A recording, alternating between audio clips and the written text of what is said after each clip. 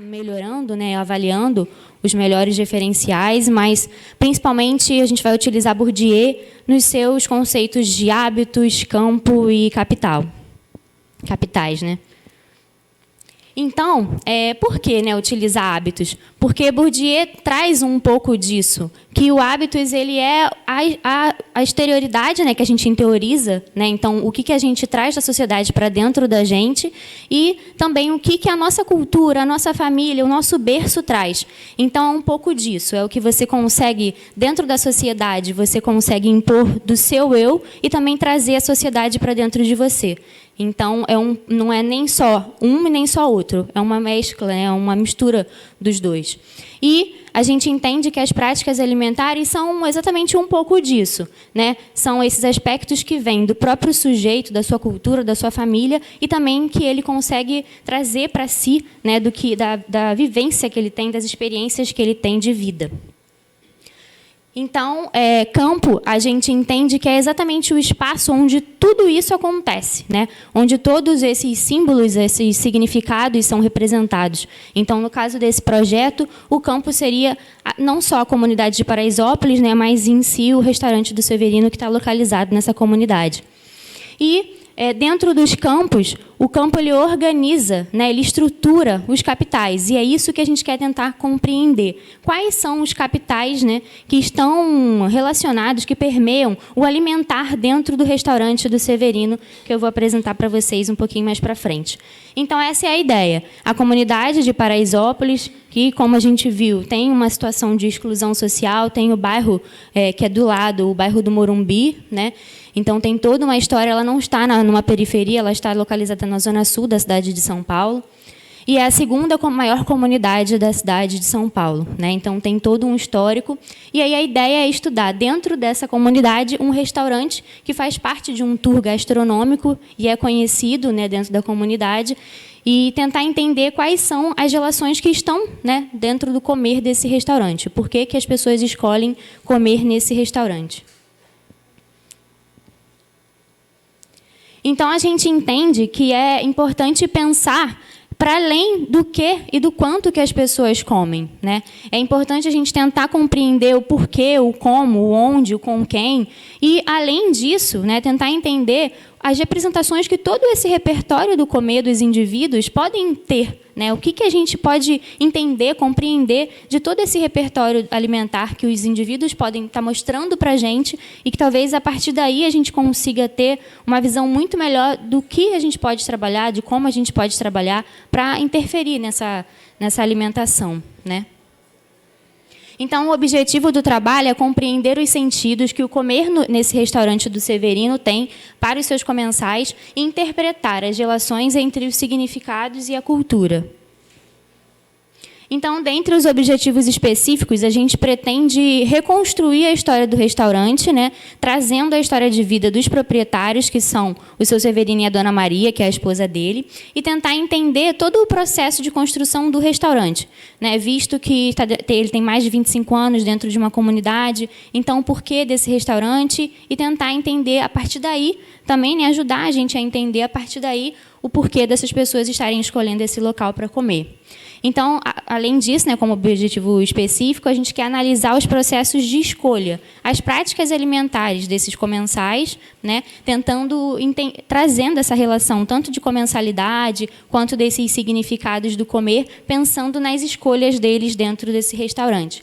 E também, se possível, compreender essas interações desses conceitos de Bourdieu, de capitais e campo, né, e pensando sempre nos hábitos desses comensais, né, que permeiam o comer dentro desse restaurante.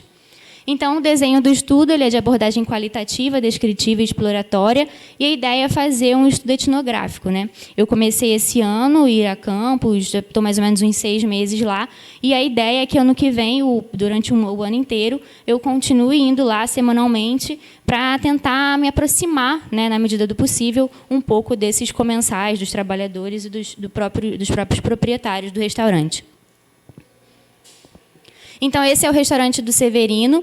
Ele é localizado, né, como eu falei, na comunidade de Paraisópolis, na região sul da cidade de São Paulo. Ele fica nessa ruazinha aqui em cima. Essa foto fui eu que tirei. E a comunidade de Paraisópolis, só para vocês conhecerem um pouquinho, ela é todo esse pedaço e ela é as duas vias, né, que circundam ela, que estão bem no meio dela, são duas vias grandes de São Paulo, duas vias principais, que é a Avenida Giovanni Gronchi e a Avenida Morumbi. E, desde 1960, tem a ocupação nessa Fazenda Morumbi, como ela era chamada anteriormente, e hoje é chamada de Paraisópolis, que seria a ida ao paraíso. Então, aqui estão as divisões, né, de Paraisópolis. Algumas regiões, como o Brejo, por exemplo, o Grotão, são regiões mais humildes, mais vulneráveis, e as outras regiões são algumas regiões que variam, por exemplo, como o aluguel de uma casa pode chegar a R$3.000. Então, tem umas variações bem grandes dentro da própria comunidade. E no Brejo, por exemplo, o aluguel de uma casa são R$300, R$400. Então, tem uma variação bem considerável. Ela ocupa uma grande área, né, tem cerca de mais ou menos 30 mil imóveis, uma população estimada de 60 mil, e isso que eles falam que o IBGE coloca, né, mas, na verdade, seriam muito mais, porque eles não conseguem entrar nessas regiões e fazer a devida contabilidade lá das pessoas. Então, a renda média familiar, R$ 614, tem mais de 8 mil comércios dentro da comunidade e 21% dos trabalhadores trabalham, né, dentro da própria comunidade. Então, dentro de Paraisópolis, tem mais de 25 projetos sociais, né, mais de 64 projetos e 25 entidades que organizam esses projetos. Vocês já devem ter escutado falar do Balé de Paraisópolis, que está bem famoso, foi a Nova York recentemente, e a orquestra também são alguns dos projetos bem famosos, que ficaram também até mais em evidência depois da novela, né, do I Love Paraisópolis. E o restaurante do Severino, ele iniciou mais ou menos como um bar, há 25 anos, era uma portinha, e hoje em dia tem 2 andares, 35 mesas, e recebe, né, mais ou menos 400 clientes por dia, contando sábado e domingo. Ou seja, a refeição, né, você pode servir à vontade por R$ 16,99, e então você percebe que não é um valor tão barato, né, quanto tem ao lado do restaurante, tem vários outros PFs, né, como eles chamam, por R$ 10, R$ 9,90, R$ 8,99. E, no caso, esse restaurante que recebe bastante gente, né, 400 refeições por dia, tem um restaurante de R$1 lá, que é o Bom Prato, bem pertinho. Então, a ideia é tentar entender o porquê que a pessoa escolhe, né, que eles escolhem ir nesse restaurante, visto que mais de 50% da pista fria são de saladas, as sobremesas são frutas e não tem industrializados, doces e tal. Então, são muitas pistas de frutas, legumes e verduras. As mesas auxiliares têm legumes, então é um pouco diferente do que a gente tem costume de ver dentro da comunidade. Então, aqui também uma foto da bancada. Nessa rua que fica esse restaurante, tem 172 apartamentos de um projeto de urbanização que eles fizeram, um complexo, e tem outros lugares que servem essas refeições por um valor mais em conta. Então, aí são algumas fotos do restaurante do Severino. Como vocês podem ver, tem bastante opção de frutas, legumes e verduras. Então, a ideia é a gente fazer, eu já estou fazendo observação participante, não participante, entrevistas com os comensais e com os trabalhadores, e também a história oral de vida dos proprietários do restaurante. Então, a ideia com a observação participante, não participante, também é entender um pouquinho do funcionamento do restaurante, de toda a dinâmica que acontece dentro com os funcionários, com os comensais, como são preparadas as refeições.